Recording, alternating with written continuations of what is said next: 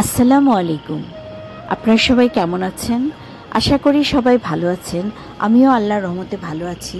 আজকে আপনাদের মাঝে খুবই ইউনিক একটি মাটন রেসিপি নিয়ে আমি চলে আসছি, কাশ্মীরি মাটন ইয়াগনি। চলুন তাহলে আমি কিভাবে রেসিপিটা তৈরি করি।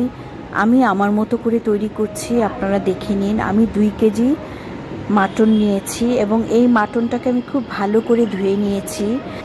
এখন আমি মাটনটাতে 2 কেজির মতো পানি দিয়ে দিলাম এবং এই মাটনটাকে আমি সিদ্ধ করে নিব ফার্স্টে। এখন আমি মশলাগুলো আপনাদের মাঝে শেয়ার করছি। মেইন মশলা হচ্ছে মৌরি, আস্ত গোলমরিচ, 2-3টি তেজপাতা, 3-4টি লং, 2-3টি এলাচ এবং 2টি বড় এলাচ, 1টি দারচিনি এবং হাফ চা চামচের মতো সাজিরা নিয়েছি। আমি প্রেশার কুকারে যেই মাটনগুলো দিয়েছি আমি অলরেডি পানি বলক চলে আসছে। এখন উপর থেকে আমি যেই একটা ফেনা হয় কালো মাংসের, সেই কালো ফেনাটাকে আমি ফেলে দিচ্ছি। আপনারা দেখতেই পাচ্ছেন চামচের সাহায্যে এক এক করে এখন আমি মশলা শেয়ার করব। প্রথমে আমি আদা বাটা দিয়ে দিলাম 1.5 চা চামচ, রসুন বাটা দিয়ে দিলাম 1.5 চা চামচ এবং স্বাদ মতো লবণ দিয়ে দিলাম, কিছু গরম মশলার গুঁড়া দিয়ে দিলাম। এখন আমি দিয়ে দিলাম মৌরির গুঁড়া। আমি মৌরিটাকে গুঁড়ো করে নিয়েছি।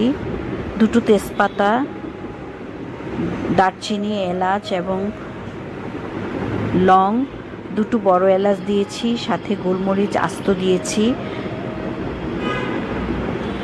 এখন আমি 70% মাংসটাকে কুক করে নিব।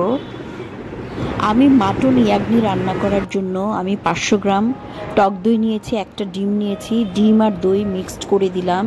কিছুটা গোলমরিচের গুঁড়া দিয়ে দিলাম, প্রায় 1.5 চা চামচ। এবং এখন আমি মৌরি গুঁড়া করে রেখেছিলাম, অর্ধেকটা আমি সেদ্ধর সাথে দিয়েছি মাটনের। এখন আমি বাকিটা দইয়ের সাথে দিলাম। কিছুটা তেজপাতা, দারচিনি, এলাচ এবং আস্ত গোলমরিচ দিয়ে দিলাম দইটাতে। এখন আমি 1 কাপ পেঁয়াজ বেরেস্তা করে নিলাম। আমি তেল এবং বাটারের সাথে বেরেস্তাটাকে এখন আমি ব্লেন্ড করে দইয়ের সাথে মিক্সড করে ফেললাম। আগে 70% সেদ্ধ করা খাসির মাংসটাকে এখন আমি সব মশলার সাথে একত্রে এখন আমি দইয়ের সাথে কষিয়ে কিছুক্ষণ রান্না করব। যেহেতু অলরেডি মাংসটা কুক করা, এই জন্য বেশিক্ষণ রান্না করতে হবে না। আমি 3-4 মিনিট এটাকে কষিয়ে নিব চুলায় দিয়ে।